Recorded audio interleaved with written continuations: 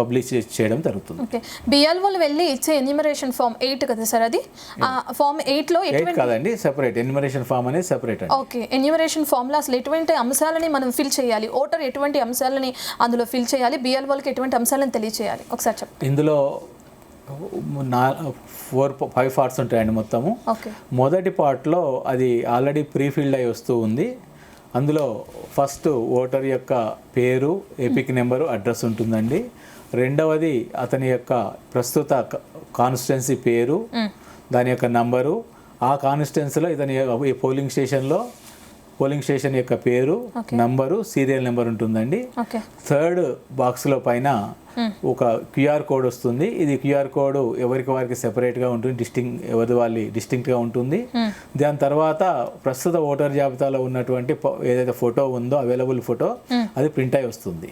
So దాని పక్కన అతను లేటెస్ట్ కరెంట్ ఫోటో పేస్ట్ చేయడానికి కూడా ఒక ప్రావిజన్ అనేది ఇవ్వడం జరిగింది. సో సెకండ్ పార్ట్లోకి వచ్చేసరికి లాస్ట్ ఎస్ఐఆర్లో వివరాలను అడిగేది సెకండ్ పార్ట్ అండి.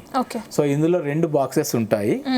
ఫస్ట్ బాక్స్లో ఇప్పుడు ఓటర్గా ఉన్నాడు, 2002 జాబితాలో కూడా అతని యొక్క వివరాలు ఉన్నట్లయితే 2002 ఓటర్ జాబితాలో ఉన్నటువంటి వివరాలను మొదటి బాక్స్లో నింపాలి.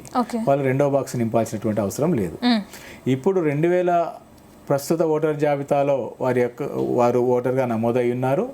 2002 ఓటర్ జాబితాలో వారి యొక్క పేరు లేదు, వారి యొక్క పేరెంట్స్ కానీ గ్రాండ్ పేరెంట్స్ కానీ వివరాలు ఉన్నట్లయితే వాళ్ళ పేరెంట్స్, గ్రాండ్ పేరెంట్స్ యొక్క వివరాలు 2002 జాబితాలో ఏ విధంగా ఉంటే అదే విధంగా రెండవ బాక్స్లో నింపుతారండి.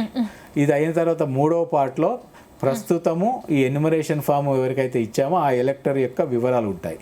అతని యొక్క మొబైల్ నెంబరు, ఆధార్ నెంబర్ అనేది ఆప్షను, తండ్రి పేరు, తర్వాత తండ్రి యొక్క ఎపిక్ నెంబరు, తల్లి పేరు, తండ్రి యొక్క ఎపిక్ నెంబరు అందుబాటులో ఉంటే, వివాహం అయితే భాగస్వామి పేరు, భాగస్వామి యొక్క ఎపిక్ నెంబరు, ఈ వివరాలు ఉంటాయండి థర్డ్ పార్ట్లో.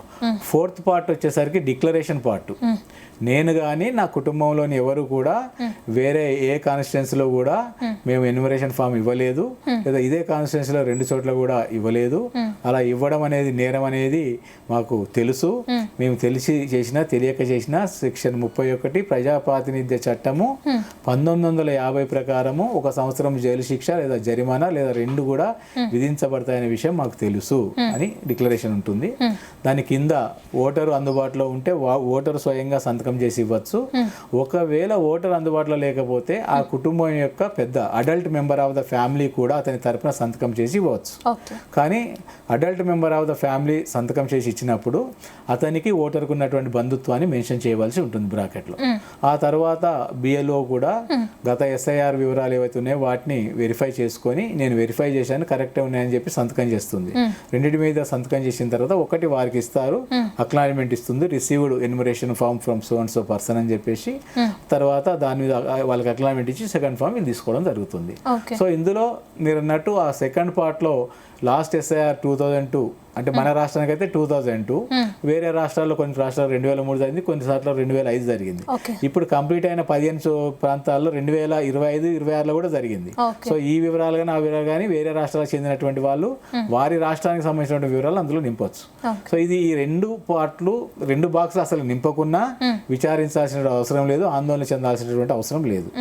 ఫాము ఎన్యూమరేషన్ ఫామ్లో నింపి ఇచ్చారు అంటే, సంతకం చేసి ఇచ్చారంటే వాళ్ళ పేరు డ్రాఫ్ట్లో తప్పనిసరిగా ఉంటుంది. వాళ్ళందరి పేర్లు ఉంటాయి.